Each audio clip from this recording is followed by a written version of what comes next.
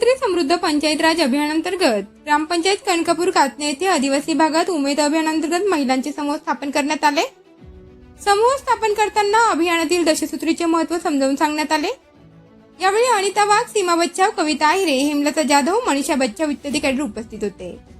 गेल्या कित्येक वर्षापासून देवळा तालुक्यात कार्यरत असलेले अभियान हे तळागाळातील महिलांपर्यंत पोहोचून आपले कार्य करत असते आणि आताही महिलांचा रोजगार बुडू नये म्हणून महिला कामावून आल्यावर समूह बांधणी करण्याचे काम उमेद अंतर्गत असलेले कॅडर करत असून त्यात दिव्यांग व्यक्तींचा समूहही सहभागी करण्यात आला आहे।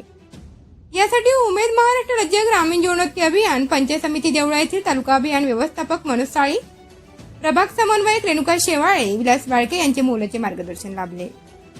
यावेळी ग्रामपंचायत सरपंच, उपसरपंच, सदस्य, ग्रामविकास अधिकारी उपस्थित होते। यावेळी महिलांना आवाहन करण्यात आले की जास्तीत जास्त महिलांनी समूहात सहभागी होऊन सक्षम व्हावे असे आवाहन यावेळी करण्यात आले।